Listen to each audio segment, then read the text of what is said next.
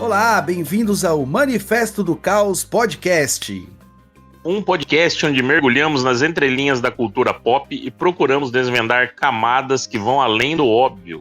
Eu sou o Luciano. E eu sou o Marcelo. E no episódio de hoje iremos falar sobre Maus, a aclamada graphic novel de Art Spiegelman, que retrata as experiências de um sobrevivente do Holocausto. Uma obra que utiliza metáforas visuais para contar uma história profundamente pessoal e trágica. Então apertem os cintos e se preparem.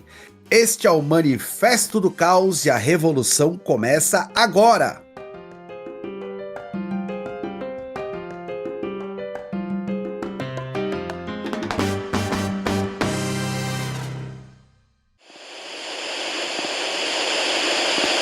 Aviso de spoiler. No Manifesto do Caos, nosso foco não é fazer um resumo detalhado da obra, mas para trazermos uma análise completa, precisamos explorar alguns pontos importantes da trama. Portanto, spoilers serão inevitáveis. Escute por sua conta e risco, mas fique tranquilo. Nossa intenção é enriquecer sua experiência com a obra, e não estragá-la.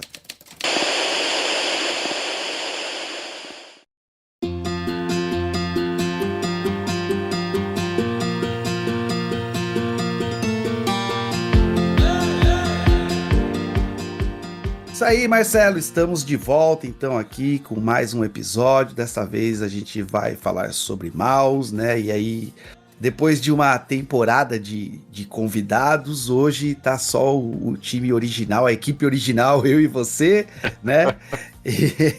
Pra gente falar sobre Maus. E aí, cara, é uma missão dura, né, cara? Porque hoje eu acho... Espero que não, mas eu acredito que o nosso episódio de hoje vai ser aqueles episódios meio bad, né, cara? Porque depois de vários episódios alegres, contentes e sorridentes, hoje nós temos um episódio aí que trata de um quadrinho bem pesado, bem triste, bem carregado, né, cara? Cara, é uma história que, óbvio, nunca pode ser esquecida, mas ela... Cada vez que a gente relembra ou vai ou volta nas histórias da Segunda Guerra, ainda mais nesse momento que tem várias pessoas querendo recontar, não é a palavra, mas querendo reescrever a história, né? Não, eu tô falando reescrever, às vezes até mesmo apagar lembranças, né, doloridas, tristes, né, e minimizar acontecimentos da Segunda Guerra. E a gente volta lendo uma história dessa que é bem intimista, no sentido de que conta a história sob a visão de um sobrevivente, né? Narrada pelo sobrevivente, mas escrita pelo filho dele, né? Então tem todo esse cunho pessoal da história e é uma obra que todo o simbolismo que ela traz na escrita, né? E na configuração de como ela foi pensada, né, e que acabou virando uma graphic novel, né, um quadrinho, e é um quadrinho preto e branco, né, toda a simbologia que o Art Spiegelman traz para essa história só engrandece engrandece o enredo, né, e nos deixa cada vez mais tristes de saber que isso faz parte da nossa história e não faz muito tempo, né, e eu fico de vez em quando me pega, tudo bem que isso o que eu vou falar é meio anacrônico, mas eu fico pensando, né, que muita gente, tudo bem, nós vivemos tempos difíceis, né, mas tem muita gente tentando engrandecer um passado que não existe, que a gente sabe que não existiu, né, não foi, a humanidade nunca foi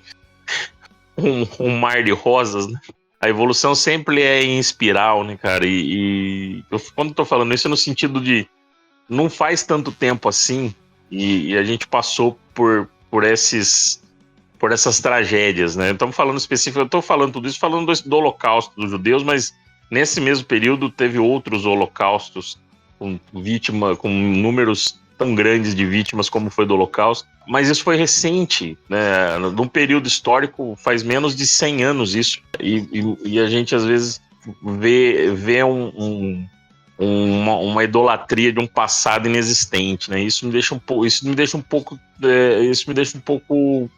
com medo do futuro, né? A gente acaba tendo todo esse peso do passado e parece que isso não fez muita diferença na nossa na nossa consciência social, né? Não, mas é isso, cara. Hoje em dia, esse quadrinho ele tá mais vivo do que nunca e mais atual do que nunca, né? Justamente por causa desse contexto todo que a gente vive, em que as pessoas tentam diminuir toda a importância, né, da história, né, que representa esse período histórico, né, e tenta, inclusive, deslegitimar alguns movimentos, né, algumas histórias, alguns contextos aí, e querem engrandecer algo que a gente sabe que nem foi tão grande assim, né, cara? É o perigo da atualidade que a gente vive hoje, né? Mas, trazendo mais pro quadrinho, a gente já fez meio que uma sinopse básica, mas para quem nunca ouviu falar sobre Maus, ou não conhece a obra, ou não sabe nem do que se trata, é um quadrinho que fala sobre o Holocausto, né? Um sobrevivente do Holocausto, né? Ele vai narrar ali, é o filho contando a história. Na verdade, o quadrinho é o pai contando a história pro filho, e depois o filho é o Art Spiegelman que acaba fazendo a graphic novel, né? Mas a história ela segue o caminho e a vida aí do Vladek Spiegelman, tá? Que é o pai do Art. Beleza? E para a gente contextualizar ainda melhor essa obra de arte, eu queria voltar um pouco no tempo, porque às vezes a gente esquece de como aconteceu tudo, né? E assim, é claro que o que eu vou falar aqui é um pouco de mitologia religiosa misturada com alguns eventos históricos, mas só para dar uma pincelada básica. Para a gente entender a profundidade dessa história, a gente precisa voltar aí num contexto de milênios atrás, aí milênios antes da Segunda Guerra Mundial, né? Então a gente, para entender o que é a identidade judaica, quais são as suas raízes, né? A gente tem que lembrar lá que o judaísmo ele é uma religião monoteísta que surge com Abraão, né? E, no começo Abrão apenas, né? Que vivia lá na Mesopotâmia. Os historiadores não sabem ao certo, mas é mais ou menos entre 1800 e 1700 antes de Cristo, né? E ele é considerado o patriarca do povo judeu, né? Então, de acordo com a Torá aí, Deus faz uma aliança com Abrão, né? E promete a ele descendência e terra, tá? Só que o Abraão, no começo Abrão, depois que ele tem esse encontro com Deus, ele se torna Abraão, era um homem velho já, casado com uma mulher também velha já, que era Sara. Inclusive, ela era estéril e eles não tinham filhos, né? E Deus promete, então, um filho para Abraão e, inclusive, uma descendência muito grande. E aí, então, de acordo com os relatos, nasce Isaac, né? Que era filho de Abraão. E depois, o Isaac, ele tem o seu filho, que é o Jacó. Então, os três patriarcas aí da religião judaica são Abraão, Isaac e Jacó, tá?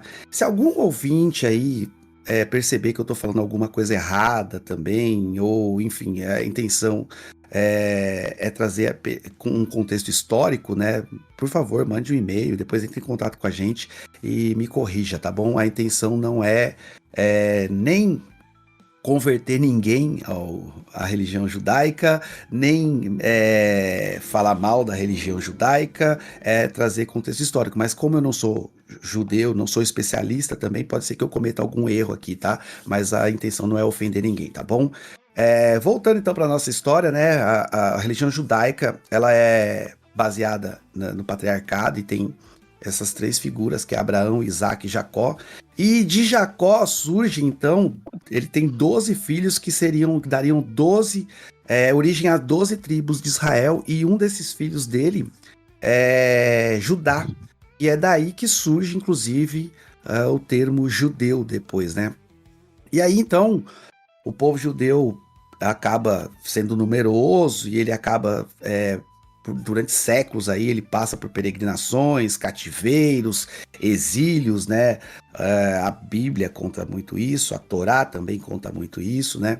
Que eles vão em busca da terra prometida por Deus, que é Canaã, e nesse meio tempo eles são aprisionados pelos egípcios. Eles eram um povo que era o povo hebreu, né? Que, salvo engano, hebreu significa estrangeiro, mas é de uma forma pejorativa. Algumas pesquisas que eu fiz trouxe essa vertente. Então, o povo hebreu, ele fica refém dos egípcios, né? Também não tem nada histórico, tô falando de mitologia, tem alguns historiadores que acreditam, inclusive, que o povo judeu nem foi escravo no Egito, mas sim uma parcela da população, etc. Enfim, o povo judeu passa séculos e séculos aí entre peregrinações, cativeiros e exílio, tá bom? Construindo uma identidade baseada na sua fé, nas suas tradições e na sua resistência, né? Diante das adversidades. E aí, então, desde esse período remoto, né, os judeus sempre foram alvos de preconceito, né? Então, como eu falei já no Egito, eles teriam sido escravizados e depois eles foram libertados por Moisés, que abriu o Mar Vermelho, né, para a fuga dos judeus, tal. No Império Romano, depois, então, eles chegam a Canaã, enfrentam outras tipo de perseguições, tal, não sei o quê, mas durante o Império Romano ali eles enfrentam uma repressão brutal, né, que inclusive está ali incluída a destruição do Templo de Jerusalém, né, que data mais ou menos de 70 depois de Cristo, e que dá início então à diáspora, né, que foi a dispersão dos judeus pelo mundo, né. E aí na Idade Média também essa situação se agrava. Então assim, para vocês verem que o povo judeu, eles foram perseguidos durante muitos e muitos anos, sabe? Desde os primórdios lá, o povo foi perseguido, né?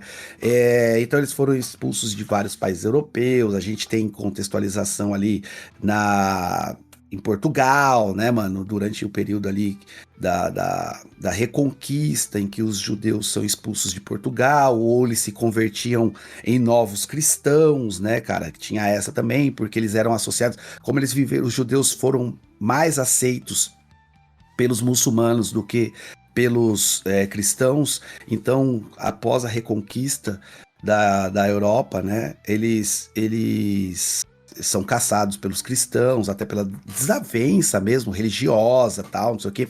E aí eles eram acusados de envenenar poços, de causar epidemias, né? E a gente tem também, cara, que aí existe toda uma... Quando a gente fala assim de judeu, a galera ainda fica falando, porra, mas os caras são perseguidos só por causa de uma religião. Na verdade, não, né? Porque eles passam a ser um povo, né? Eles são, na visão do judeu, ele é o povo escolhido de Deus.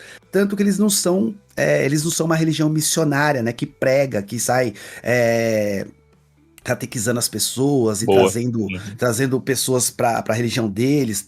Por isso até que eles são um número se você comparar com outras religiões como o cristianismo e os muçulmanos, né, o Islã, os judeus, eles são um número bem menor, né, porque eles se consideram realmente o povo escolhido por Deus, né, então tem todo esse embate com as outras religiões, tá? E aí, então, a sua perseguição vai continuando ao longo dos séculos aí, muitas vezes associadas inclusive com teorias conspiratórias, né, que retratavam os judeus como manipuladores da economia, às vezes até da política, né, da política menos, mas da economia mais. É claro que também, se a gente trouxer para os dias mais atuais, se a gente for pensar com a mentalidade um pouco mais marxista, a gente vai ver também que os judeus sempre foram um povo que não teve terras, né? Porque eles foram expulsos de suas terras, então eles não teriam ali os meios de produção, né? E aí eles partem então para um lado mais de negócios mais para a classe burguesa mesmo ali, de troca, de negócios, de venda, compra, tal, não sei o quê. E eles acabam adquirindo poder econômico através desses negócios, né? Porque já que eles não tinham o meio de produção, que era a terra, para poder plantar e colher e tal, eles acabam partindo para um outro caminho, porque eles são um povo sem terra, né? Os judeus, durante um período, né? E aí, então, no século XIX, né, o antissemitismo ele toma novas formas. E aí foi influenciado por ideias pseudocientíficas, né? Que trazia que o conceito de raça, né, dos judeus foi distorcido para justificar a hierarquia social, eugenia, né, e preconceito contra certos grupos. Então, nesse contexto, nesse caldo de ódio, né, encontra então, a gente tem aí um terreno bem fértil para a proliferação do antissemitismo. Lembrando também que a palavra antissemita, né, Marcelo, vem de semita, né? Que eram os povos judeus árabes, salvo engano, persas, daquela religião ali, todos eles eram conhecidos como Sim. semitas, né? Então por isso que vem daí o antissemitismo. Só para fazer um parênteses, por isso que não tem como o árabe ser antissemita. Isso, Senão ele é anti ele mesmo. isso, ele é anti ele mesmo, né? Tem umas coisas meio, né, nessa, principalmente por conta desse conflito Palestina-Israel que é eterno quase, né? E eles jogam todo mundo que é contra Israel como antissemita, né? Então, se é antissemita, você é anti-palestino também, né? Então, e o palestino não é antissemita porque ele é semita. Porque ele é semita, né? A origem dele também é semita. Também é semita. Mas se a gente parar para ver também, Marcelo, o pessoal, os cristãos brasileiros apoiam o Estado de Israel porque eles acreditam em Jesus. E Israel não acredita, né? E tem em alguns lugares, algumas províncias mais radicais de Israel, é proibido até a pregação de Cristo, né? Como os judeus não são uma religião missionária, eles entendem que, e aí é uma questão até não tô justificando, tá? Não tem que ter perseguição religiosa de forma alguma. Mas eles entendem que é uma agressão à religião você ter uma pregação diferente dentro de alguns lugares que são mais ortodoxos. Não sei se você está me entendendo. Sim. Seria uma ofensa, né? Você está invadindo com a sua religião um local onde as pessoas aqui já têm a sua religião. Sim. Então eles têm essa questão do tradicionalismo, da ortodoxia judaica também é muito forte. E aí essa que você esse contexto que você deu de eles não serem uma religião missionária por conta da aceitação por eles mesmos de ser o povo de Deus, né? Então eles entendem qualquer ato, mesmo que seja pacífico, entendem como uma agressão ao vínculo religioso. E a gente tem que lembrar também, Marcelo, que uma parte da desavença entre cristãos e judeus é porque justamente o cristão, alguns cristãos acreditam que a culpa da morte de Cristo ele foi julgado por judeus, né? Então, mesmo ele sendo judeu, né, mano, ele foi julgado pela elite dos judeus lá da época lá. Então, assim, pro cristão também, durante muito tempo, né, foi ofensivo também o judeu por causa disso, né? Porque para eles o próprio judeu tinha crucificado Cristo, né? Então tem toda essa nuance também. Até porque quando Cristo é crucificado, tá lá, né? Jesus de Nazaré, rei dos judeus, né, mano? E aí os próprios judeus riam disso, né? Porque ele se considerava o filho de Deus, tal, não sei o quê. Tem toda essa desavença e toda essa rivalidade histórica entre judeus e o cristianismo, né? E aí a gente outro dia eu vi por que você tá com a bandeira na manifestação, né? Uma bolsonarista, por que você tá com a bandeira de Israel? Porque eles são cristãos igual a gente. É foda, né? Nossa, se você quiser ofender eles muito, você fala isso.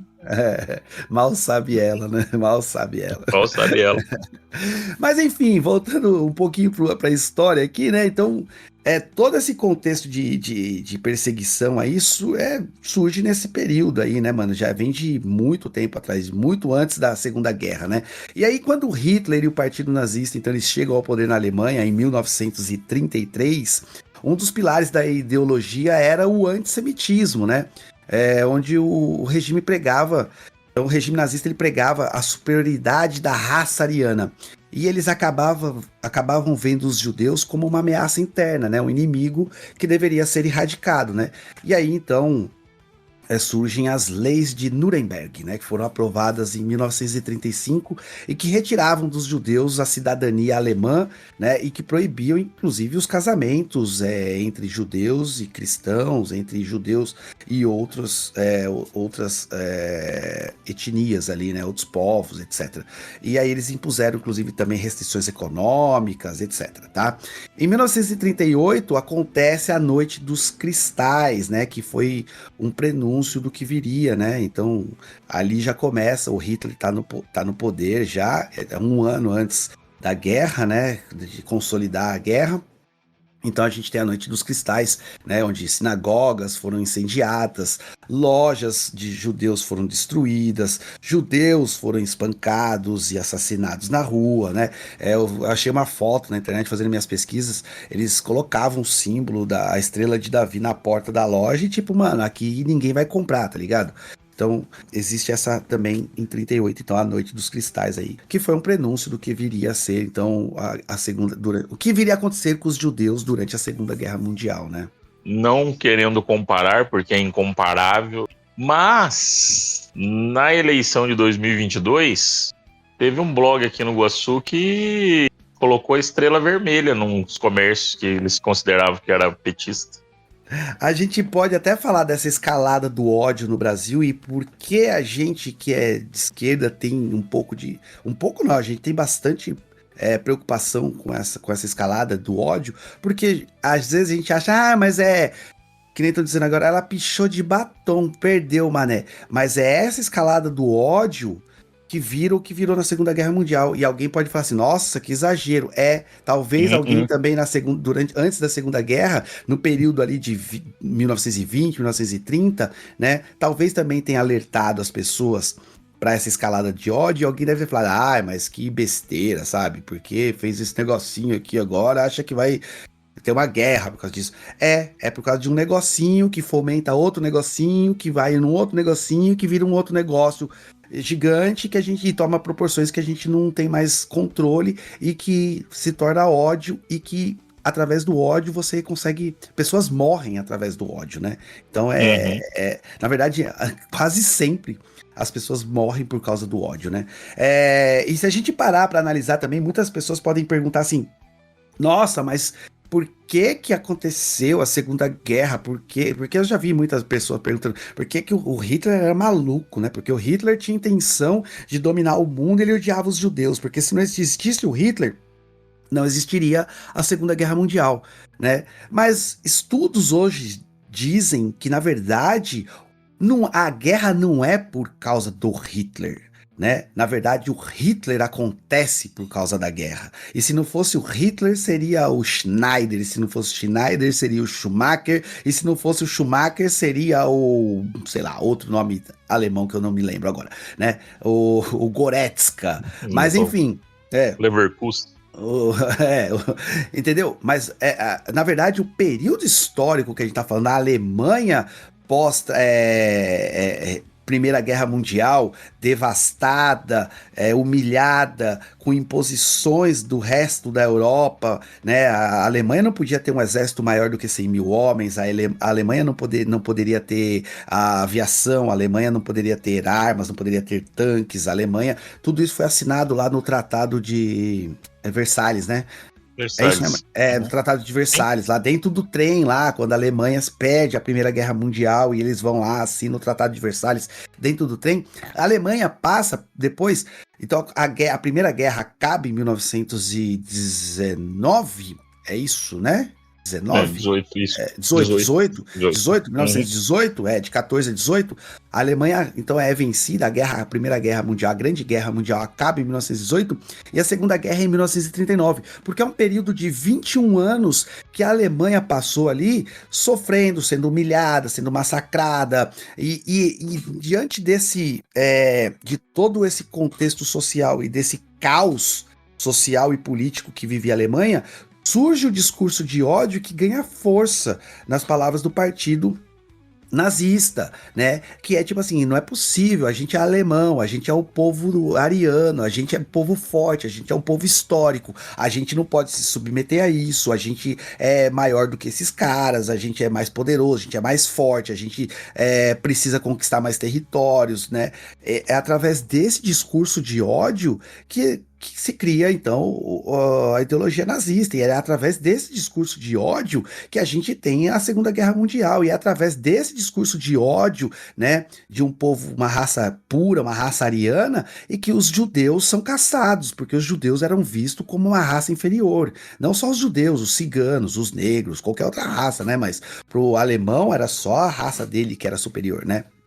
E aí, então, na Segunda Guerra Mundial, a perseguição, é claro que ela vai se intensificar, né? E aí, com a invasão, então, da Polônia em 1939, porque a Polônia era um país onde existiam muitos judeus, né?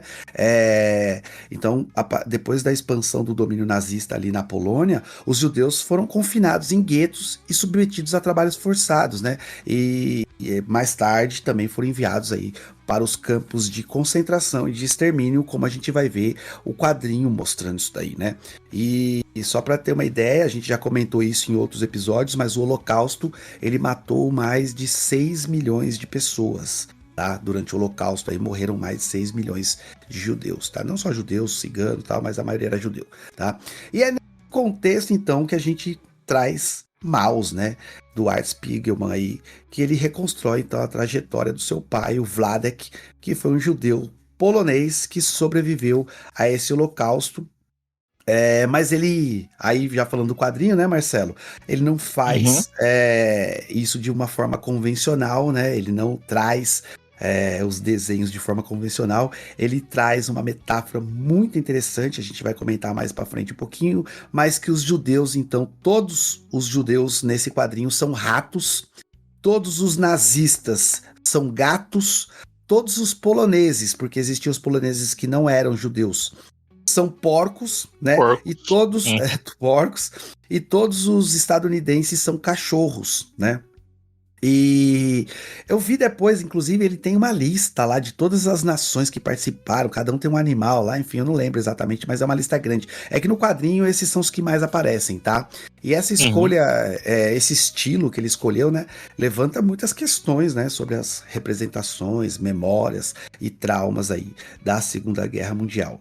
E agora que então eu quero começar a nossa conversa de hoje, né, porque a gente já falou isso no começo, mas eu quero dar seguimento agora, né?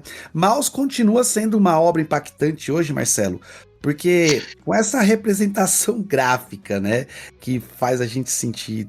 Mano, eu falei, o episódio era bad, a gente vai se sentir mal lendo o Maus. É um trocadilho, né? A gente se sente mal lendo Maus, né? Mas você acha que essa obra ainda hoje é impactante? E principalmente, o que podemos entender ao revisitar essa obra hoje em dia? Cara, ela ainda é impactante. Ela ainda é duro que a gente foi falando isso, dá a impressão que é balela, né? Mas ela é atual, que se ainda tem holocaustos acontecendo de maneira diferente, obviamente, né? Não da mesma forma, mas você tem modelos de discriminação que fazem com que pessoas se sintam ratos. Primeira vez que eu vi o Maus, que eu vi a história, antes de ter lido, essa impressão até depois de ler mais uma vez, como a gente fez para fazer o episódio, eu ainda tenho algumas dúvidas do porquê que ele escolheu os ratos pros judeus, né? Sendo que, né, a gente remete isso a uma coisa que é a escória, né? E é o ponto de vista do escritor, né? O escritor escolhe representá-los no quadrinho dessa forma. E você imagina que se ele está falando do ponto de vista dos alemães, faria todo sentido, né? Eles tratarem os judeus como escória. Mas aí tem uma questão de sobrevivência, né? Seria a mesma coisa de colocar colocar como baratas também, né? São espécies que sobrevivem mesmo na pior das condições, né? Então imagino que o autor tenha levado para esse lado, né? Os judeus vão ser tão espizinhados aqui que a condição deles é próxima de um rato. Inclusive, sob a minha visão, no caso, a visão do autor, né? Vindo nesse sentido, você pode colocar qualquer minoria que seja espizinhada hoje na mesma condição dos ratos ali da história, né? Obviamente, você não tem a questão você não tem o campo de concentração posto na sua frente, como era lá, né, fisicamente, mas você tem várias representações hoje disso, né? A favela, onde as pessoas não têm mínima condição de sobrevivência, o indo pro exagero, né, o trem lotado no final da tarde ou no começo da manhã, levando os trabalhadores quase pro matador o tempo todo, não sabendo se ele vai ter condição de comer no final do mês. Então, toda a representação ali, no caso, não é simbólico, né? Isso ali aconteceu, ele só coloca uma questão de fábula ali na história, no sentido de colocar figuras antropomórficas representando os seres humanos que passaram por aquela situação, né? Mas hoje a gente tem isso simbolicamente, esse holocausto das pessoas, todo o sistema moendo essas pessoas durante todos os dias, né? E como eu disse, a gente não sabendo, essas pessoas não sabendo se vão ter o que comer no final do mês, mesmo trabalhando o mês todo. Fora aqueles que já são jogados ao relento, né? O Luciano de São Paulo conhece muito melhor a situação ali da Cracolândia, né? Ali é quase que um campo de concentração a céu aberto, né, cara? Não tem a opressão física toda hora ali, mas são pessoas que são jogadas à sua própria sorte. Nada mais do que ratos abandonados à própria sorte. É bad, meu amigo. Hoje é bad. Hoje é bad. Hoje não tem onde melhorar a análise, infelizmente. Ou felizmente também, que a gente precisa ter um choque de realidade. Tem outro jeito. Ô, Luciano, só para fazer um parênteses, apesar que a gente já tá meio longe, mas Abraão tem 2 filhos, né? Ele tem Isaac e tem Ismael. Isaac é filho da esposa legítima e Ismael é filho da empregada. E aí no cânone religioso, você conta 3 religiões abraâmicas, né? O judaísmo, né? Claramente. O islamismo ou as religiões árabes antigas, que depois vira a tradição muçulmana, né? Que aí boa parte delas adotam Maomé como profeta, e seria quase como se fosse a figura de Jesus Cristo para eles, né? E o cristianismo, que é uma ramificação, teoricamente, uma ramificação de uma religião judaica inaugurada por grupos judeus, né? Então teria religião cristã. Só para fazer esse parênteses, porque eu tô falando, se algum árabe escutar, a gente vai acabar lembrando disso. Ismael tanto que Ismael é o filho primogênito de Abraão, né? Que ele tem com a empregada, justamente por conta que você disse no início, a esposa dele era estéril, né? Então, por consentimento da própria esposa, ele tem um filho com a empregada. O Gênesis é bem pesado também, viu, gente? O Torá dá um podcast bom também. Ô, Marcelo, bem lembrado, cara, bem lembrado. Eu sabia desse parênteses que você fez, apenas esqueci porque minha catequese faz muitos anos que eu fiz. Vixe, foi bastante tempo, fiz bastante, 15 anos falando disso, cara. Mas você tem razão, o filho primogênito dele não é o Isaac, né? Porque era uma serva dele, né? Era uma serva, não era isso? Uhum. Ele teve um filho com a serva lá. Lembrando que naquela época a servidão era um pouco diferente, enfim, tinha todo um contexto de servidão lá, mas bem lembrado, era isso mesmo. Eu quero fazer também um outro parênteses aqui. Quando a gente analisa, o Marcelo fala assim, a gente tá analisando e ali também é um campo de concentração a céu aberto, a Cracolândia e tal, não sei o quê. Cara, a gente tem noção, pelo amor de Deus, a gente tem noção do que, assim, a gente sabe a diferença entre uma e outra. É lógico que o holocausto da Segunda Guerra Mundial, vivido pelos judeus, provocado pelos nazistas, é algo impensável, cara. É algo, mano, assim, sim. É algo de uma brutalidade que a gente não consegue mensurar hoje, sabe? Só quem tava lá sabe o que viveu.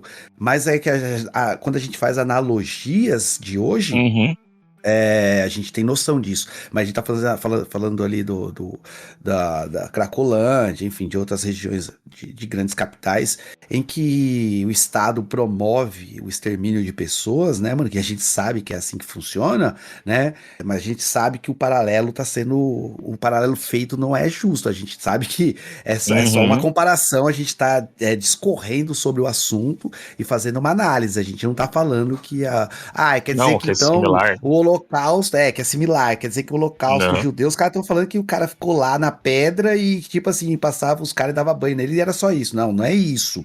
Não é isso, tá bom? A gente tá fazendo Não. uma analogia com os dias de hoje, só isso, tá bom? Não, A gente... não, sem dúvida. E ali, voltando a falar do contexto de guerra, ali você tá colocando pessoas no limite no limite, abaixo do limite da humanidade, né? Eles estarão tratados como desumanos mesmo, como pessoas sem o mínimo da humanidade. Tem trechos do Museu do Holocausto que são impensáveis. Tem uma passagem de uma das celas que tem uma escrita. Isso depois quem quiser pesquisar tem a tradução. Tem uma escrita numa das celas que estava: se Deus existir, ele que vai precisar me pedir perdão. Isso é uma escrita de um dos prisioneiros. Então, para imaginar o quanto que, mesmo sendo um povo tão religioso como são os judeus, pessoas duvidavam da existência do próprio criador deles por conta do inferno que eles estavam passando ali, né? 6 milhões de pessoas morreram, né, gente? Ali não foi metaforicamente, como a gente falou ali. Ali foi literalmente a destruição de um povo. São 6 milhões de pessoas. É que os judeus têm essa questão do povo judeu transcende fronteiras, como o Luciano comentou lá também no início, da questão da diáspora deles, né? Então, tanto que a gente está falando de judeus de origem polonesa, né? Então, para eles a ideia eles são judeus primeiro, depois poloneses, né? Ou se fosse francês, seriam judeus primeiro, depois franceses. Mas mesmo assim foi quase que limaram uma etnia toda, né? Também até o termo etnia não é muito correto. Então, quando eu faço a ideia, eu estou falando jogando essa questão para uma atualidade, né? Você tem sofrimentos acontecendo hoje por uma questão de sistema ainda, né? Pessoas sendo jogadas numa marginalidade. Óbvio que lá é um contexto muito acima, né? Você tem morte de pessoas, você tem pessoas sendo colocadas no trabalhos forçados durante 18 horas, né? Para que ela morresse trabalhando, né? Ou para que ela morresse no campo, na câmara de gás, né? Então, como eu disse, aí, no caso do Holocausto, e no caso do que se conta o nosso quadrinho que nós estamos falando hoje, o Maus, lá não tem nada metafórico, lá é literalmente a degradação do povo judeu. A gente está comparando um pouco só da desumanização da pessoa, né? Exatamente. É isso que a gente está comparando. E se você bobear, hoje em dia, tem pessoas, e eu conheço pessoas, que são a favor de campo de concentração na Cracolândia e exterminar o povo lá também. Tá bom? Se você duvida disso, conversa melhor com seus amiguinhos aí do lado, com algumas pessoas do seu trabalho, pergunta sobre a questão da Cracolândia, que você vai ver que vai ter gente que vai falar assim: por mim colocava tudo num container e soltava no mar, ou então por mim fazia um muro e tacava fogo lá dentro, porque as pessoas acham que resolve o problema dessa forma, né? Geralmente são pessoas de extrema direita que pensam assim, né? Porque pessoas de extrema direita, elas geralmente, para problemas complicados, problemas graves, elas têm soluções simples, né? Que nem o Marcelo falou outro dia, o tico e o teco deles são bem limitados, então para qualquer questão difícil, eles têm uma resposta simples, cara. É isso, tá? Trazendo um pouquinho de volta para metáfora aí dos animais, né? Antropomorfizados. O Marcelo sempre fala essa palavra antropomórfico, né, mano? Eu acho bonita essa palavra, mas é difícil de falar. Ruim de falar. Mas é ruim de falar. Mas trazendo ali para a questão dos ratos, né? Que os judeus são retratados como os ratos. Cara, eu acho que a visão do autor você tem razão, é uma visão curiosa, né? Porque são os animais mais sujos, mais degradantes ali, que estão, mano, sempre são pragas, né? Então, mas eu acho que ele traz o judeu nessa linha justamente porque é uma visão do nazista, né? Mas tem o lado, então assim, a visão do nazista que desumanizava e comparava os judeus a pragas, né, e que deveriam ser exterminadas, etc. Mas também tem o lado do rato que simbolizava a vulnerabilidade, que simbolizava tipo assim, porque o rato ele é um animal que ele foge, ele se esconde, né? Ele para sobreviver ele tem algumas artimanhas ali. Então assim, eu acho que essa comparação, essa metáfora é justamente por isso, porque traz uma visão dos nazistas do rato que é um bicho nojento, um bicho que causa asco na gente, mas também traz essa questão do rato vulnerável, um bicho que se esconde, que vive nos becos, sabe, ali para poder sobreviver. E também, cara, porque faz analogia, né? Porque aí ele faz uma analogia interessante, que é o rato judeu, o nazista, o gato, né? Que o gato caça o rato. E aí ele coloca os estadunidenses como cachorros, né? Porque na visão dele, lembrando que é um cara, o autor, ele é judeu, mas ele é estadunidense, né, Marcelo? Ele já nasceu nos Estados Unidos. Ele tem Putz, um irmão cara, que morre na guerra. ele tem um irmão que morre na guerra. E eu acho que ele Ma- já nasce quando o pai dele já está exilado em tese, né? Exilado não, né? É, é. Ele já sai da Polônia e vai para os Estados Unidos, é isso mesmo. É Mas isso de mesmo. qualquer forma, mesmo que ele não nasceu nos Estados Unidos, ele já vivia um bom tempo nos Estados É. Unidos, então ele já criou essa identidade com os Estados Unidos, né, mano? E aí, tipo, ele coloca os Estados Unidos como o salvador ali, que são os cachorros, né? Que também são inimigos naturais dos gatos, né? E aí, os porcos, é claro que ele tá falando dos poloneses, porque o quadrinho deixa isso meio que claro ali, mas.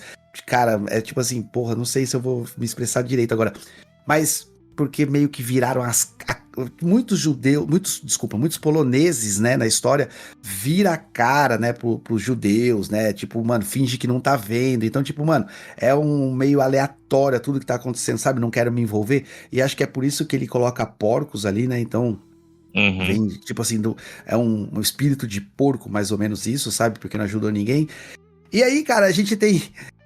Eu puxei aqui, no quadrinho até mostra. Os franceses são sapos. Lembra disso? Que Sapo. a namorada dele é uma sapa, Uma né, velho? sapinha, É uma sapa. E eu não lembro de ter visto isso no quadrinho, mas diz aqui na minha pesquisa que os britânicos são peixes e os suecos são veados. Eu não vi nenhum desses animais no quadrinho, pelo Os menos eu não suecos lembro. os suecos eu também vi essa pesquisa, até achei engraçado. É, Parece porque sacanagem. tá falando aqui que o animal, o sueco é desenhado como veado porque é um animal pacífico e neutro, né, mano? E, tipo, É isso. reflete a posição da Suécia na Segunda Guerra, que não queria saber de nada com nada. E os Uhum, britânicos eram peixes porque, mano, é bem claro, né, mano? Aí a Inglaterra é uma ilha, né, velho? uhum. Então a relação deles com o mar, etc, tal. E aí ele coloca nesse patamar, né, cara? Mas é interessante as escolhas que ele faz. Marcelo, eu queria trazer agora um pouquinho sobre agora falando mais especificamente sobre o quadrinho, né, cara? Às vezes a gente começa a analisar e fala assim, mano, teve uma guerra, os judeus foram caçados, por que eles não abandonaram tudo, cara, e fugiram, né, mano? Foram pra outro lugar, tal. E o quadrinho ele traz essa explicação, né, cara, de forma bem didática, inclusive, né? O que você entende desse período do quadrinho, né, cara? Por que o quadrinho mostra por que os caras, os judeus não fugiram lá, né? Cara, tem vários contextos ali, mas eu acho que eles não fugiram, primeiro por conta do apego ao local que eles estavam, né? Até a questão. Os judeus, como você falou no início do preâmbulo seu, foi muito bom.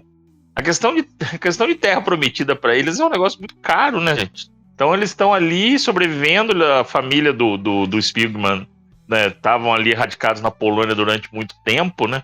E a Polônia foi um dos países que mais sofreram com essa perseguição de judeus, porque era um grupo. Na Alemanha tinha muito, mas na Polônia também. E parece. E quando você lê o quadrinho, a minha percepção, não sei se você vai concordar comigo, é que as coisas foram acontecendo e eles imaginando que essa guerra não voltariam para dentro deles mesmo. O que eu tô querendo dizer com isso? Eles tinham a ideia da Alemanha expansionista, mas não imaginavam que... Fosse escalar pro que escalou. Isso, exato. Que ele iria ter a briga ali com os inimigos já normais da Alemanha, né? França, Inglaterra e por aí vai, né? E, ok, a Polônia sempre ali meio como não aliado, mas quase que um não conflito com a Alemanha, né, cara? Questão histórica até. E me parece. Quando você lê o quadrinho, você percebe que as coisas vão começando a chegar perto deles, né? Meio que sufocando eles a não conseguir sair, a não conseguir fugir mesmo, né? É. Na hora que se pensa em fuga, já tem os trajetos de esconderijo, né? Não é nem uma fuga, porque ali a Alemanha já meio que sitiou. Meio que sitiou, não, né? Historicamente isso aconteceu, né? Ela sitia a Polônia inteira e quase que anexa a Polônia como um estado alemão durante a Segunda Guerra.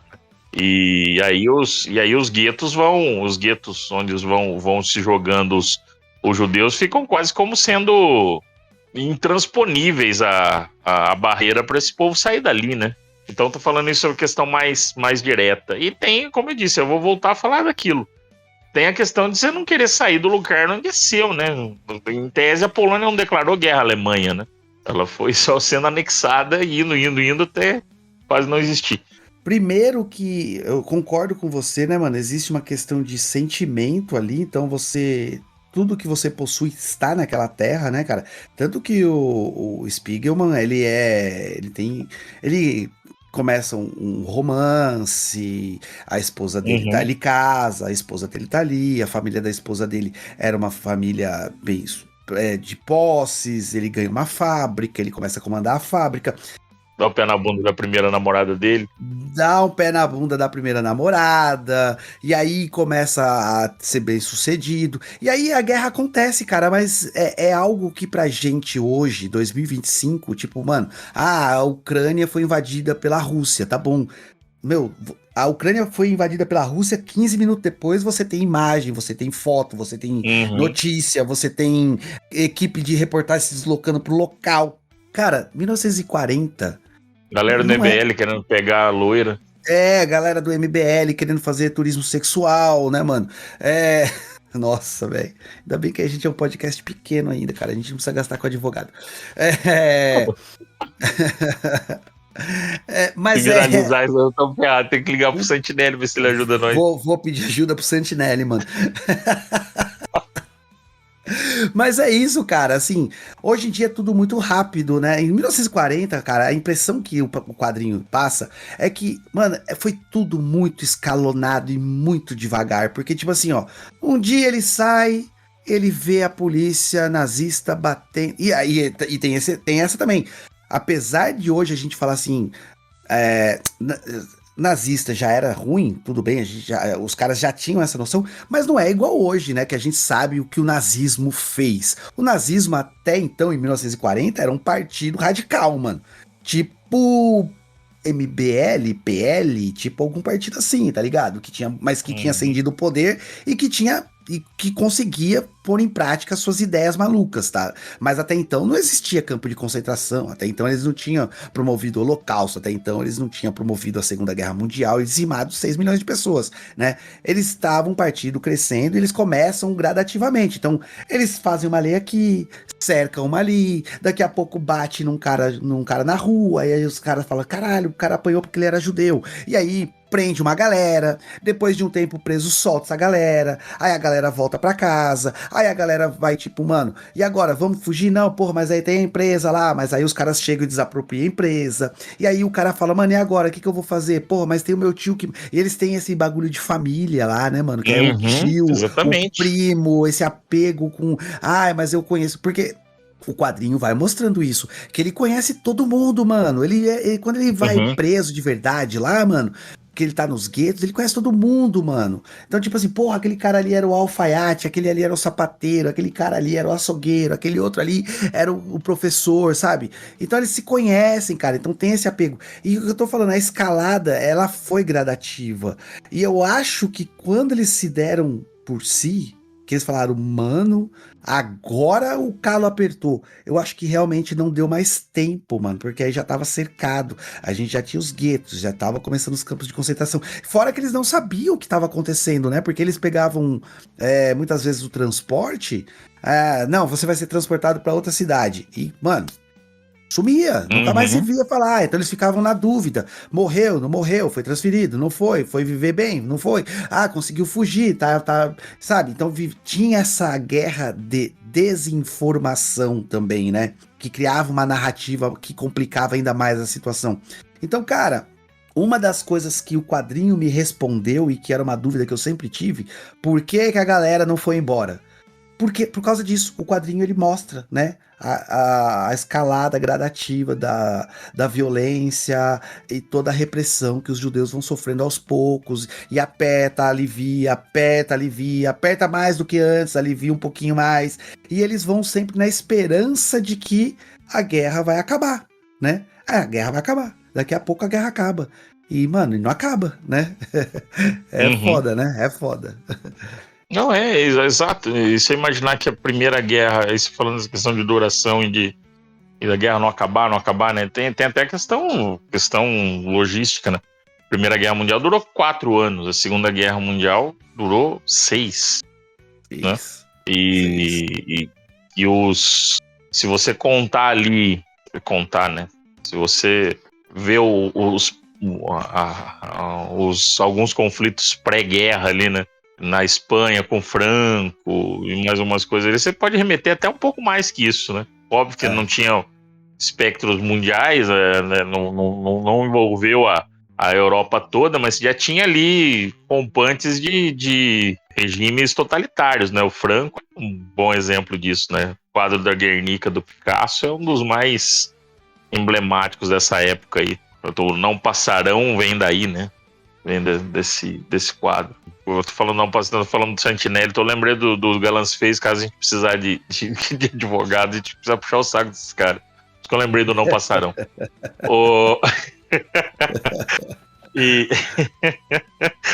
Mas cara, não, mas é isso. Não é tão simples sair do seu lugar, né, cara? Fugir nessa linha. E você disse muito bem a questão também das notícias não serem tão instantâneas como são hoje, né? Isso também dificulta. É interessante, né? Um parênteses para a nossa profissão de professor, Luciano, só me permita e especificamente professor de história. É interessante como as crianças ou os adolescentes também, têm essa visão da questão do fato histórico. Não sei se você já teve essa conversa com algum. Como hoje a questão da notícia e dos acontecimentos são todos instantâneos, eles entendem que isso acontece desde sempre, né? O que eu tô querendo dizer com isso? Você vai dar uma aula de história da antiguidade, aí eles falam assim, principalmente não precisa nem ser tanto da antiguidade, pode ser das grandes navegações, que aí você pega ali o pessoal entre o 4º e o 5º ano do ensino fundamental. Muitos deles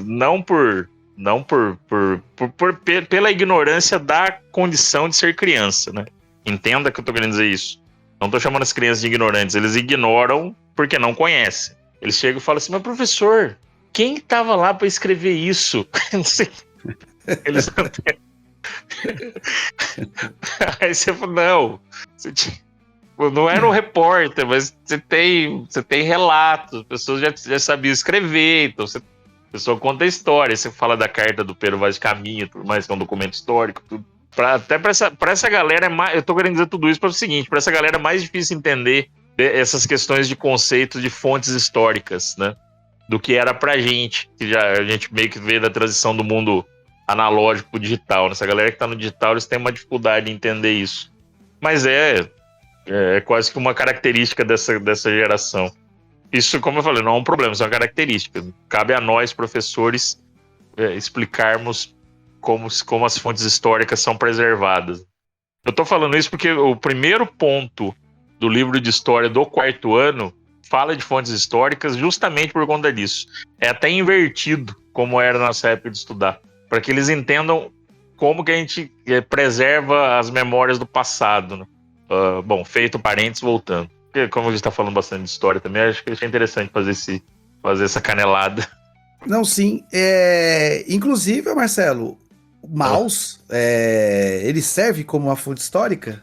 Serve porque é um relato, né? É um relato de assim, se você for contar básica, né? Ou você for contar, não tô nem falando do quadrinho, tô falando do material fonte, né? Que é o pai do autor, né? Que é o que passa por todas essas condições e você bem disse aí, era o judeu mais conhecido ali da Polônia.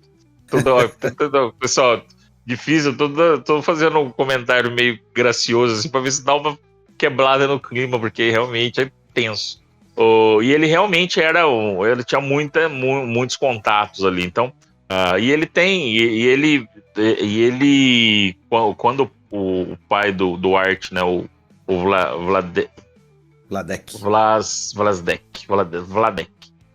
Quando ele conta a história dele, o depoimento dele é uma fonte histórica, que é um depoimento, né? Aí ele corrobora o depoimento dele com objetos, com cartas, com algumas fotos também ali, né? Então, sim, o material base que deu origem à obra é uma fonte histórica. Assim, categoricamente é uma fonte histórica. Uhum. Marcelo, eu queria falar um pouquinho também, cara. A gente falou, né, sobre a escalada da violência na história. E a gente comentou em off até, cara, como o quadrinho ele te sufoca, né, cara? Pra galera que tá ouvindo, o Marcelo leu o Mouse e ele já tinha lido, e aí pra fazer o episódio ele releu. E aí no meio da leitura ele me mandou lá uma mensagem um dia, falou, mano, eu tive que parar um dia aqui porque é uma leitura muito pesada, muito tensa, e aí eu tive que tirar um dia de folga pra descansar e pra continuar lendo amanhã, tá ligado? E quando eu fui ler, porque eu li um pouco depois do Marcelo, e essa foi a primeira vez que eu li Mouse, eu nunca tinha lido antes, né?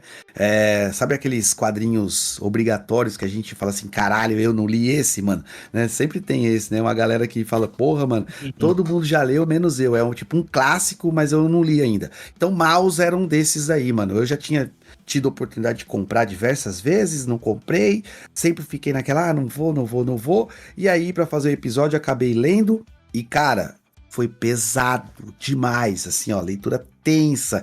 E aí eu lembrei do Marcela, né? A gente comentou até, eu falei, eu também, mano, eu li 2 dias seguidos e dei uma pausa que eu preciso respirar um dia aqui, velho. Não dá pra ler na sequência. E pra quem não sabe e tá ouvindo, a gente teria mais um integrante hoje, que era o William, cara. E o William, eu tô rindo também porque porque o Marcelo falou, pra quebrar um pouco o clima tenso, mas o William também não tá participando hoje, porque ele não conseguiu concluir a leitura. Claro, não é só porque é tenso, é porque a gente também é adulto, a gente precisa trabalhar, a gente tem vida, a gente produz, a gente, né, mano, precisa estar às 7 da manhã no nosso trabalho, às vezes sair às 19, né? Mas, assim, é claro que outro quadrinho você lê de forma mais tranquila, mais suave, né? Mano, a leitura flui. E a leitura de Mouse, pra mim, pelo menos, não fluiu tranquila, assim. E não é um quadrinho difícil de ler. É um quadrinho difícil de digerir, né? Porque além do que tá escrito, além dos balões, você precisa ler todo o desenho que ele faz ali. E o desenho geralmente é pesadíssimo, mais do que os diálogos até às vezes, muitas vezes, né? Sim. As expressões que ele coloca ali, de assustado, de impressionado, de fuga, de desespero. E, cara, é um negócio que vai criando em você, assim, uma tensão tão grande. E aí o William não conseguiu, cara. Ele não conseguiu terminar a leitura dele, por isso que ele não quis participar hoje, né?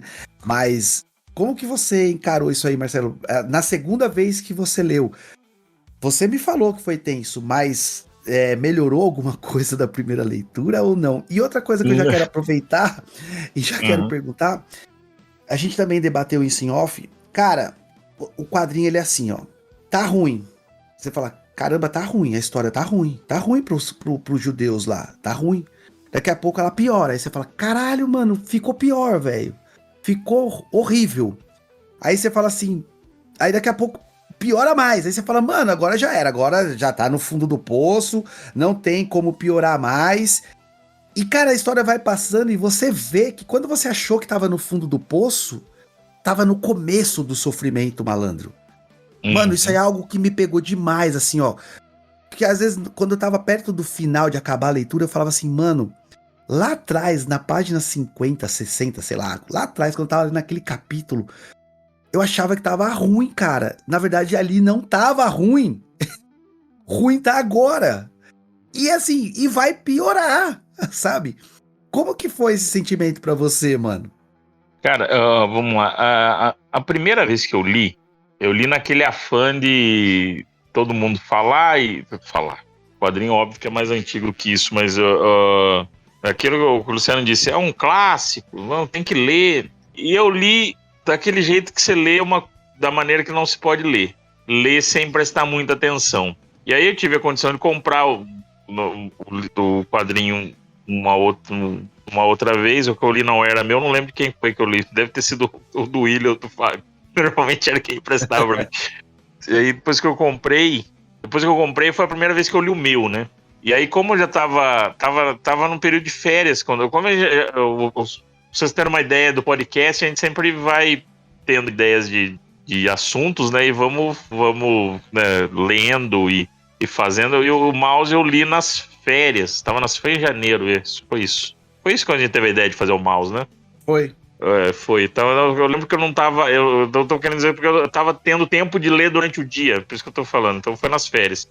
Por isso você leu primeiro que eu. Você tava de férias e eu tava fazendo alguma coisa, a gente tava se preparando para um outro episódio. E você Isso. falou, eu já tô lendo o Mouse, já. Eu falei, eu vou começar só na semana que vem e tal, etc. Foi por isso que você leu primeiro e falou pra mim, falou assim, mano, eu já li e tô na metade, mas eu tive que dar uma parada.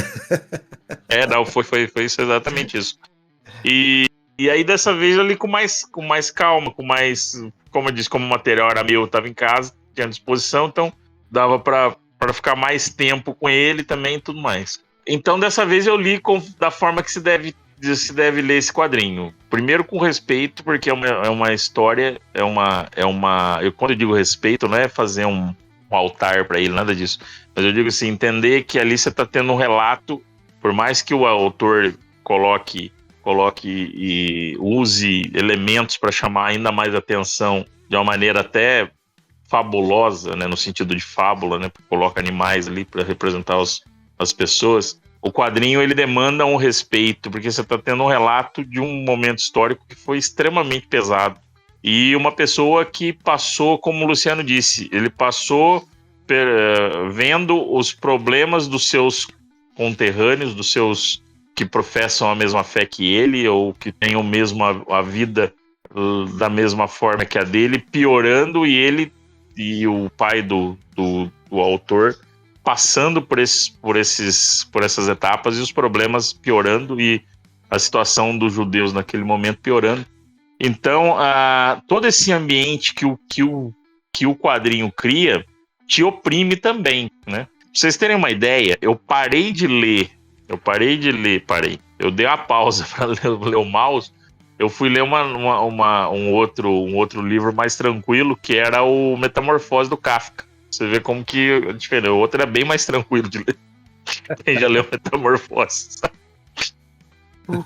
Porque era a história da barata, né? Do cara se transformar na barata. Eu acabei fazendo um paralelo até na minha cabeça. Por conta é uma história de desumanização também, só que ali é pessoal, né?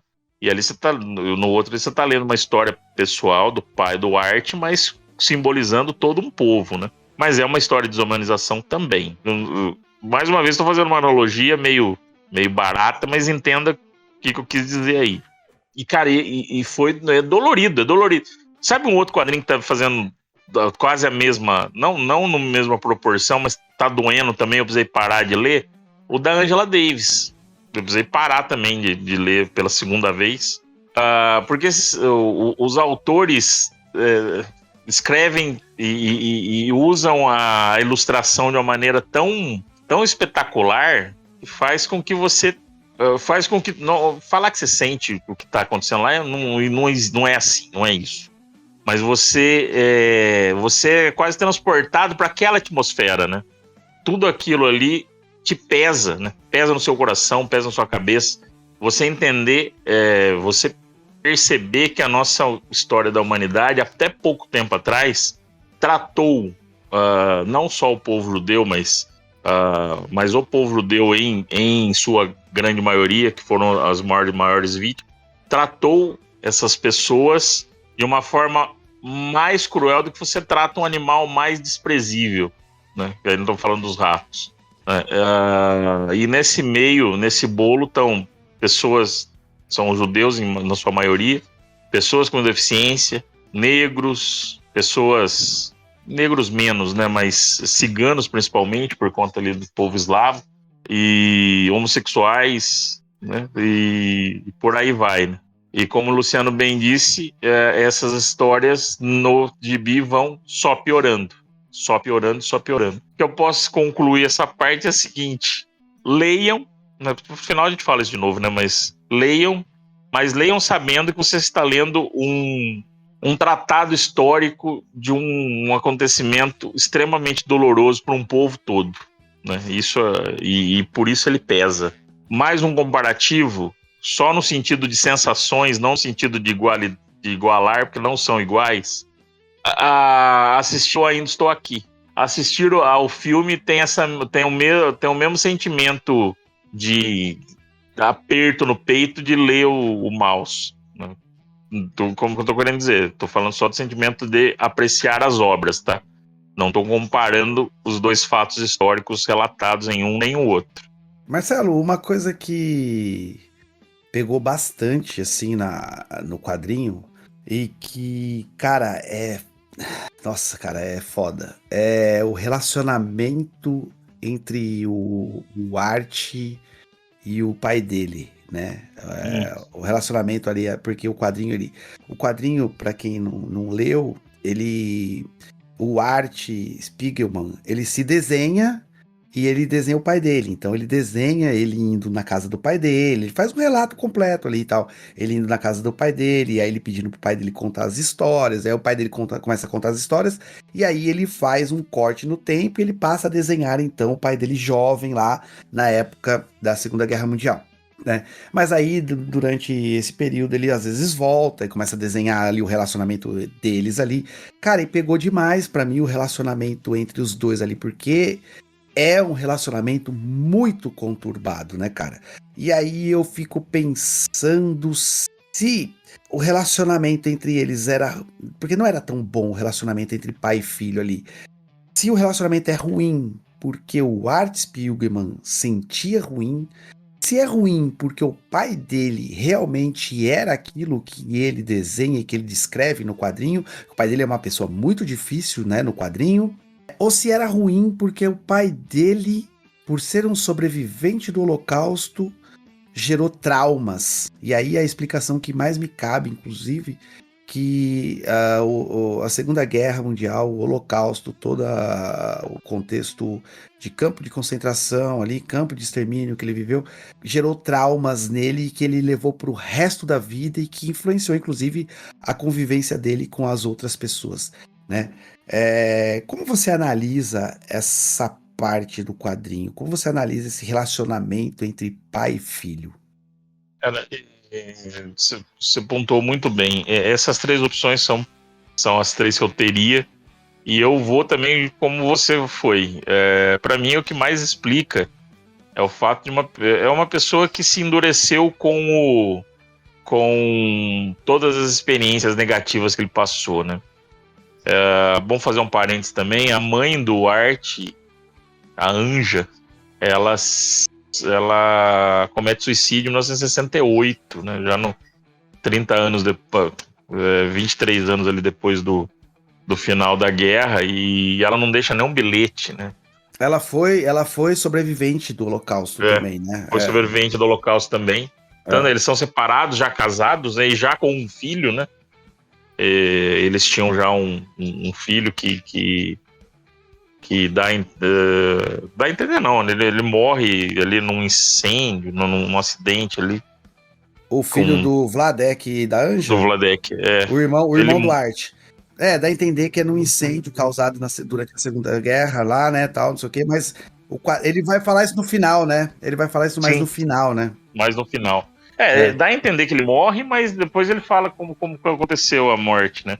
Você E sabe até que ele morre no começo do quadrinho, ele já conta isso. isso, Uhum, né? Que ele perdeu um uhum, irmão na guerra, criança ainda, né, mano? E uhum, é triste demais essa parte, inclusive, porque, muito isso. porra, mano, pra gente que é pai, assim, a gente imagina, né, mano, durante um Uhum. período de guerra, de violência, assim, você ter que abrir mão dos seus filhos pensando no bem-estar Nossa. deles, deixar com outra família e aí, mano, morre com a outra família, tá ligado? Mano, é um Uhum. peso que. Porra, mano, Não, a não dá pra mãe, carregar. não dá para É, carregar. Com certeza não a dá. mãe, no período dos sofrimentos nos campos de concentração, até mesmo por não ter ainda certeza, acho que da morte também, acho que depois isso, acho não, com certeza, depois isso martelou nela a ponto dela tirar a vida. E dá a entender, não dá bem a entender isso, mas eu fiquei com essa sensação que o pai dele, óbvio, o menino morreu muito, muito criança, né? E com todo esse momento conturbado. Que tem um pouco daquela da preferência, né? Do filho que faleceu, mas aí não é preferência, né? É questão da lembrança trágica, né? Não sei se você está conseguindo me entender. Eu acho que Eu isso entendo. pesa também. Isso pesa um pouco, né? Eu senti isso também, Marcelo, mas aí eu queria te perguntar: será que é porque. E aí eu não sei de verdade. A tradição judaica, ela não preza pelo primogênito, alguma coisa do tipo? Sim, tem toda essa questão aí, né?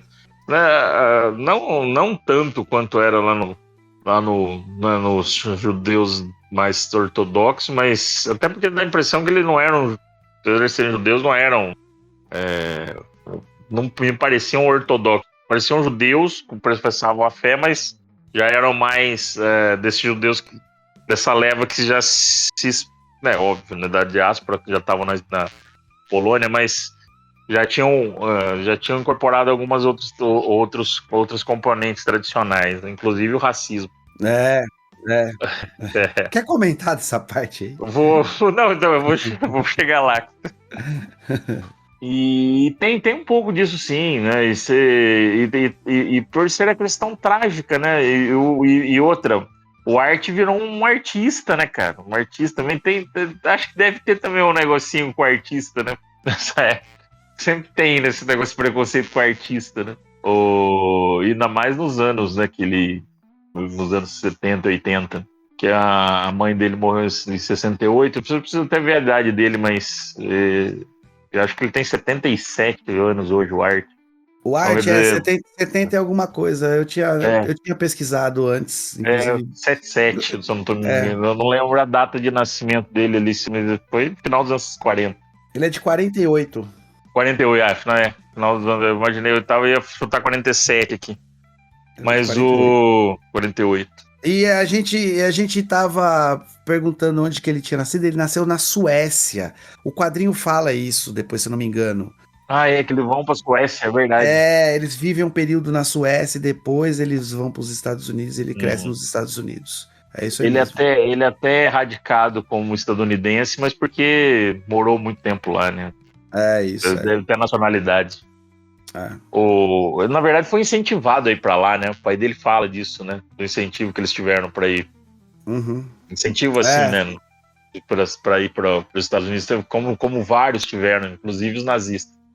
o pai dele, mas é que o pai dele foi um grande, cara, a gente pode dizer isso, né? O pai dele era um grande negociante, né, cara? Porque Muito, muito. o quadrinho mostra isso. Ele, durante ali, antes da guerra, ele é um cara que negocia, que tá crescendo, tanto economicamente, tá criando relacionamentos. Então, o pai dele é muito descolado, né, mano? Tá o tempo todo se Uhum. relacionando com as pessoas. E pós-guerra, se não me engano, ele foi trabalhar numa empresa e se deu super bem nessa empresa. E na Suécia, e tava fazendo a vida na Suécia.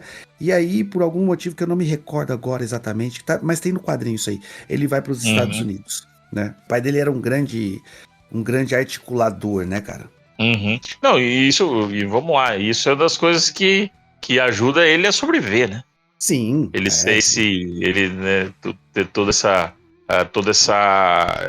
ser uma pessoa agradável, né? Agradável no sentido do trato com as pessoas ali, Foi com que foi. E aquela questão que a gente já comentou também, né?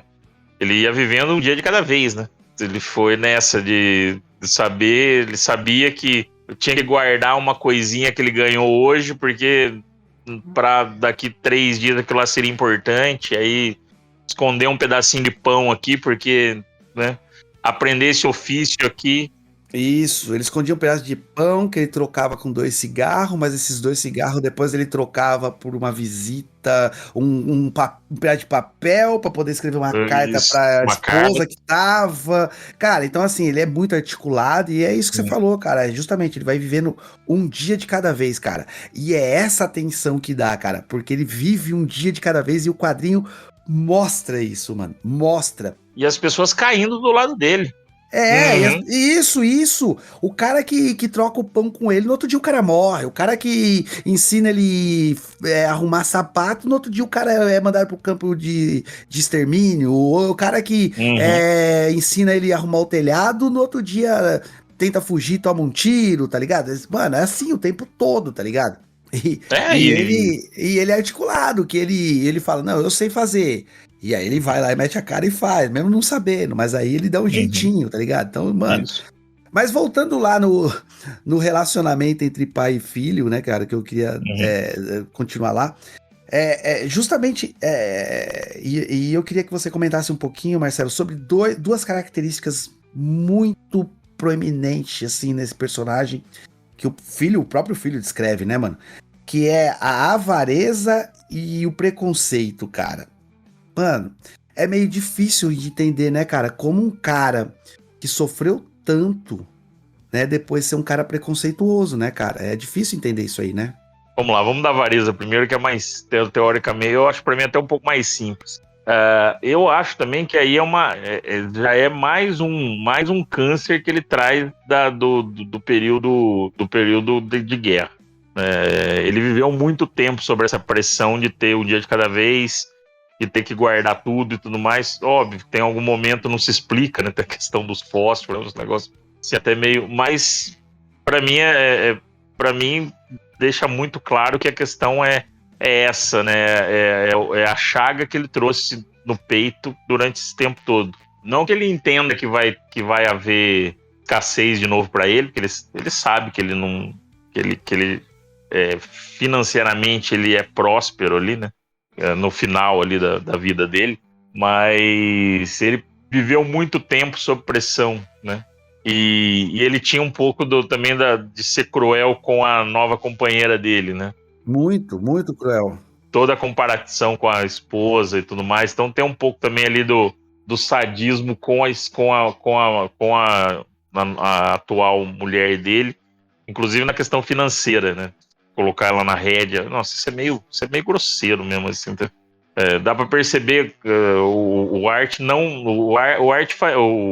escritor faz uma coisa, ele não tira o peso dos defeitos do pai dele, que ele entende como defeito. Ele humaniza o pai dele. Como eu falo humaniza, é o seguinte: seria extremamente simples e até mais bonitinho, vamos dizer assim, se ele tratasse todos os relatos do pai dele como um herói, pintasse o pai dele como um herói, um super judeu que sobreviveu e tudo mais. Mas não, foi um homem comum com todas essas qualidades que ele tinha de ser um bom negociante, ser uma pessoa proeminente ali nas coisas que ele fazia, muito inteligente, muito descolado, mas era uma pessoa que tem muitos defeitos, então é um ser humano.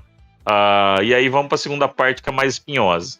Tem uma cena no gibi, que no quadrinho, no graphic novel, não vou chamar de quadrinho nem de gibi, que é meio pecado.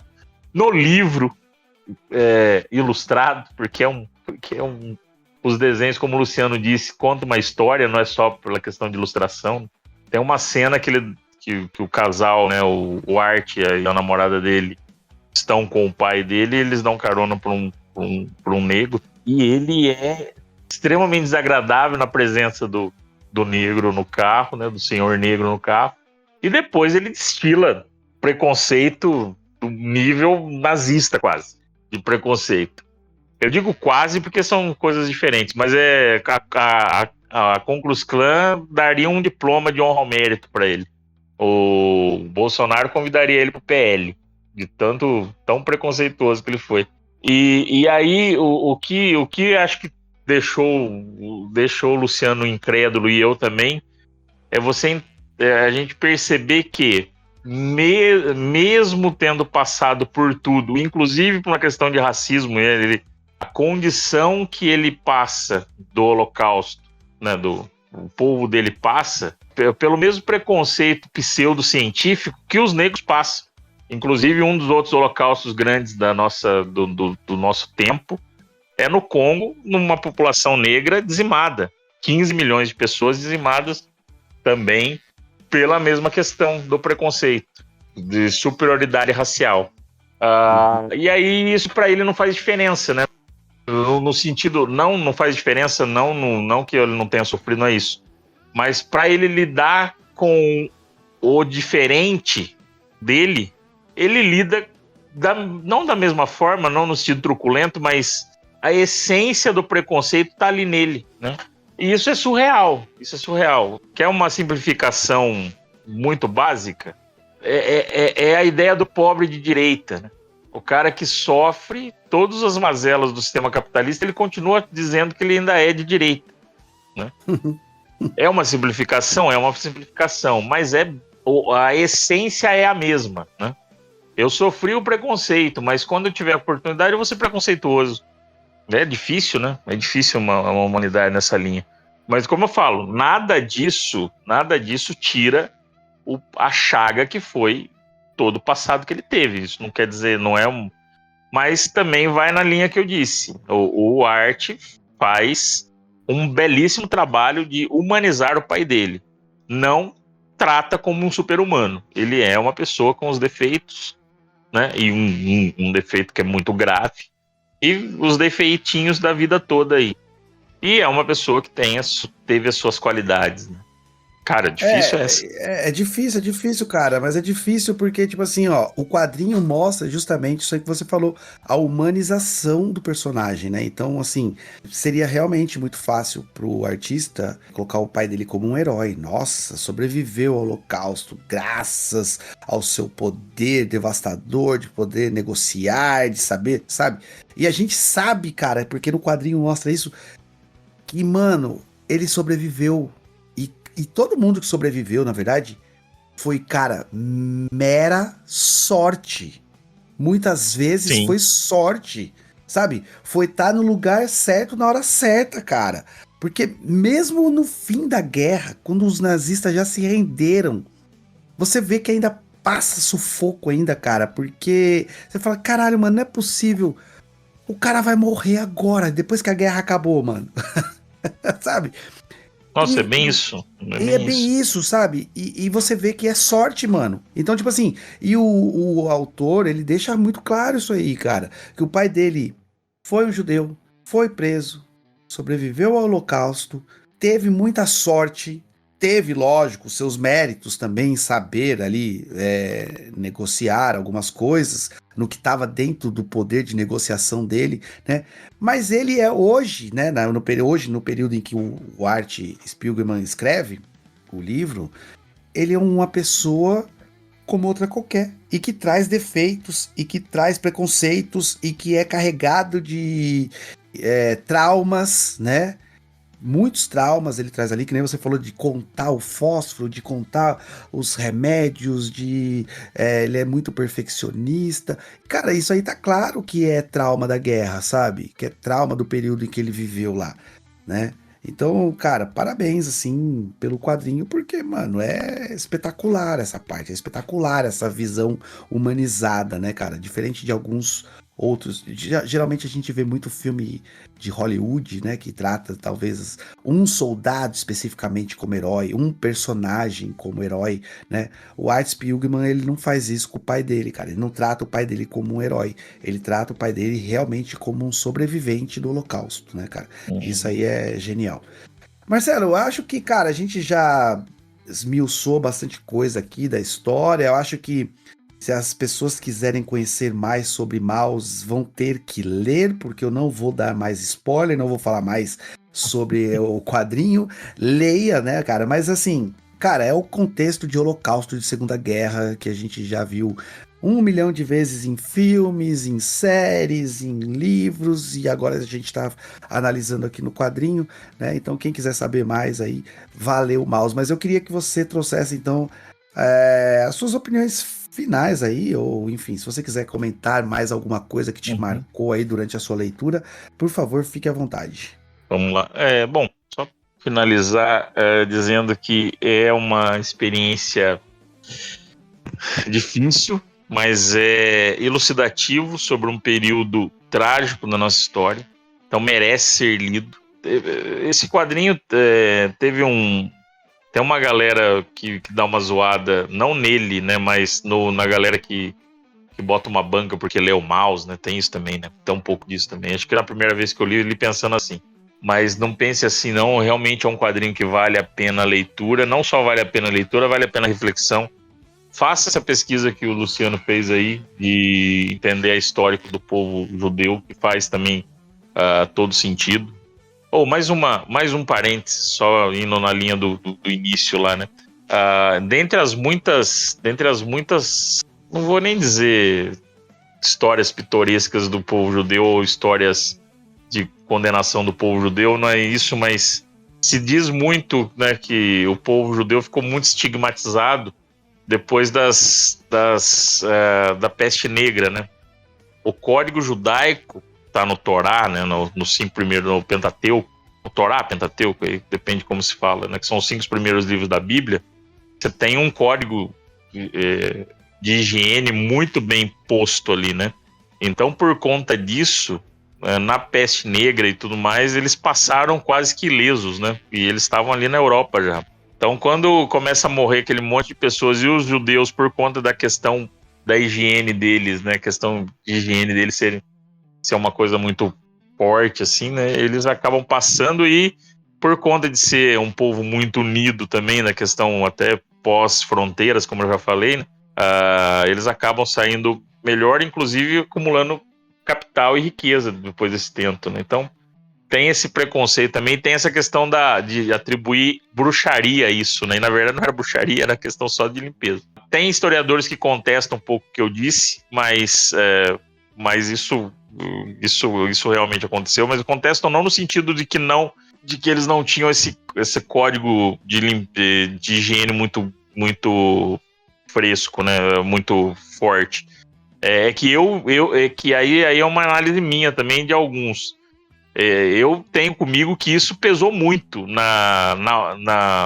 da forma como o europeu médio via os judeus, entendeu? Isso pesou demais na questão do preconceito contra eles também. Mas não é consenso. Não sei se eu me expliquei bem também, estou falando aqui, mas não sei se eu me expliquei. Nas minhas pesquisas eu tinha visto isso aí, que a epidemia de peste bubônica da Europa, inclusive, eles foram perseguidos, né? Foram massacrados também, os judeus lá na Europa, justamente por esse motivo, porque eles achavam que eram os judeus que estavam espalhando a doença, que estavam fazendo bruxaria, que estavam envenenando os poços, né, para exterminar os cristãos, etc. Então eles foram perseguidos. E por conta que como eles não morriam, né, também, assim, o índice de morte entre os judeus era muito, muito menor, na média muito menor. Você tinha tudo isso daí, é verdade. Você comentou isso até.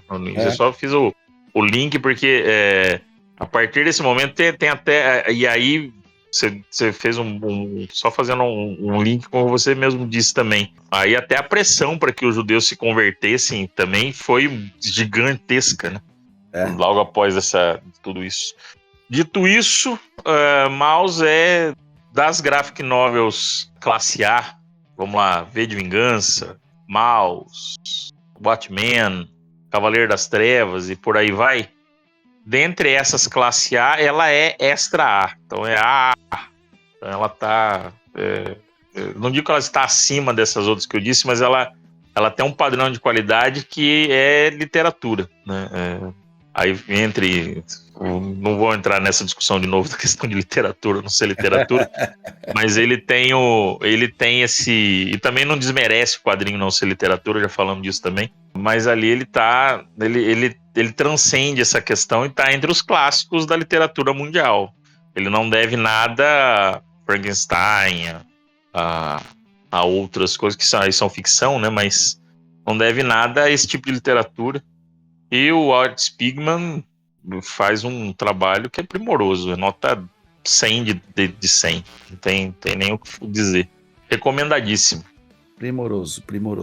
Pra mim foi a do ano, a gente tá ainda no começo, né? Estamos em março ainda, mas pra mim foi o melhor quadrinho do ano que eu li. Como eu disse, eu estava em débito comigo mesmo, porque eu nunca tinha lido Maus, e eu acho que existem coisas que vêm pro bem.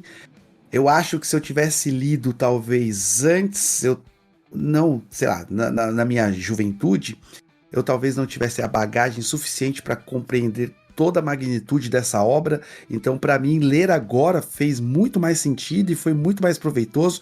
Lógico que talvez se eu tivesse relido agora, eu teria também uma outra visão, etc, né, por causa da minha bagagem hoje. Mas, cara, para mim, assim, do ano, melhor leitura que eu fiz de quadrinho, tá? Também não li tantas outras coisas assim pra também tá fácil essa também. Mas assim, só pra lembrar aqui também, em 92, Maus ganhou o prêmio Pulitzer, né? Que é o primeiro quadrinho que ganhou esse prêmio aí. Então, ganhou em 92 aí, consolidando como o quadrinho como uma forma legítima de arte aí, né? Então, cara, o Marcelo acabou de falar, nós não vamos entrar de novo nesse debate se é literatura ou se não é, mas acabou ganhando um prêmio que geralmente é entregue para literatura, reportagem, documentário, esse tipo de coisa, né? E ele acabou ganhando aí, tá bom? Então, entrando na prateleira aí também dos ganhadores do prêmio, né? Eu quero trazer um outro dado também rapidão aqui pra gente encerrar, pra eu encerrar minha fala, que a gente tá voltando muito no tempo, cara, né? A gente tá retrocedendo muito, né? E uma matéria do G1 aqui deixa eu ver qual que é a data da matéria, de 2022, 28 de janeiro de 2022, uma matéria da BBC, foi publicada no G1, tá falando aqui a chamada da matéria: Escolas de condado nos Estados Unidos proíbem Maus, história em quadrinhos sobre o Holocausto. O Conselho Escolar do Condado do Estado do Tennessee, nos Estados Unidos, decidiu proibir o uso da história em quadrinhos Maus em sala de aula. O livro ganhou um prêmio em 92, o prestigiado prêmio Pulitzer, a única HQ até hoje que conseguiu tal feito, né? Então, uma matéria aqui da BBC, publicada no G1 em 2022, a Escola dos Estados Unidos proíbe Maus. A gente também está tendo agora uma derrocada nos Estados Unidos, em que o Trump acabou proibindo uma série de livros lá também, né? Então, isso reforça o que a gente estava falando sobre a importância de você conhecer essa obra, tá? Então, para mim, como eu falei, melhor leitura de quadrinhos do ano, uma das melhores, coloco igual o Marcelo também, entre as graphic novels aí, tá na prateleira lá em cima, bem alta, né? Entre as melhores graphic novels que eu já li também. É claro que outras obras, como o Marcelo falou, Watchmen, Cavaleiro das Trevas, V de Vingança, tem uma outra ideologia, tem uma outra pegada, traz outras análises, mas Maus, ele entra pra mim, ele entra na classificação de, mano, documentário quase, tá ligado? Porque é uma obra genial. E eu acho que o Art Spiegelman, ele consegue traduzir nessa obra, como nós já dissemos antes, toda a humanidade do pai dele, assim como toda a violência, toda a perseguição do povo judeu. O Marcelo fala muito bem quando ele fala que é o Vladek Spiegelman ali, que é o protagonista da história. mas que ele representa todo um povo, né, cara? Então, através dessa história, a gente consegue entender toda a perseguição, todo o sofrimento, todas as mazelas que um povo sofreu, cara, né? E aí, assim, por questões de basicamente, não vou simplificar e falar que é simples preconceito, mas muito por preconceito, né, cara? É lógico que tem questões religiosas, questões étnicas, como o Marcelo falou também, não gosto muito dessa classificação, mas existe historiadores que classificam assim também, né? Existe esse entendimento também no meio, e questões de povo, né? Então, cara, pra mim, porra, mano, é uma história que é difícil de ler, então recomendo pra todo mundo que não conhece, leia Maus, mas vá com o coração preparado, vá com o estômago preparado. Não é uma leitura fácil de digerir, é uma leitura tensa, e depois que você concluir a sua leitura, comente com a gente aqui. E se você já leu também, comente com a gente aqui o que você achou, como foi pra você a obra Maus, tá bom? Pra mim, nota 10 de 10, entre os melhores, recomendadíssimo. Se você não conheceu, conheça, e se você tem alguma dúvida sobre como foi o sofrimento na Polônia durante 1939 até 1945, Maus tá aí para explicar. Só mais um adendo rapidinho pra gente terminar. Tudo isso que o povo judeu sofreu durante a Segunda Guerra Mundial, e aí após a Segunda Guerra Mundial, um dia a gente pode até fazer um episódio contextualizando melhor a criação do Estado de Israel, mas hoje não estou falando que é o povo judeu, preste atenção, não estou sendo antissemita, estou falando que é o Estado de Israel. Tudo isso que os nazistas promoveram contra os judeus durante a Segunda Guerra Mundial, na minha humilde opinião, o Estado de Israel promove hoje contra o povo palestino, tá? Então, assim como o Vladek sofreu preconceito, sofreu violência, foi vítima de um campo de concentração, e mesmo depois disso tudo, ele continuou com seus preconceitos contra um negro, que o quadrinho mostra isso. Hoje a gente vê o Estado de Israel, mesmo sabendo de tudo que eles sofreram, promovendo um genocídio contra um outro povo, que é o povo palestino, tá bom? Então fica a dica aí, vale a análise, vale a leitura, vale o entendimento de cada um. É isso.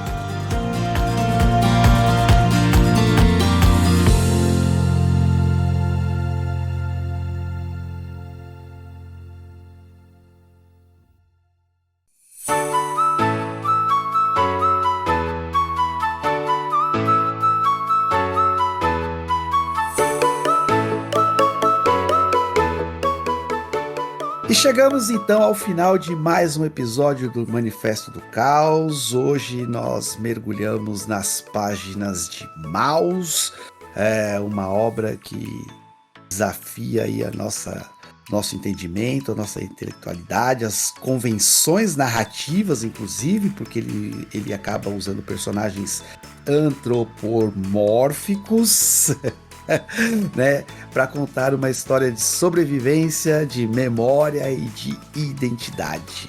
Obrigado, Marcelo, mais uma vez aí. Hoje foi só a dupla dos fundadores originais aí do Manifesto do Caos.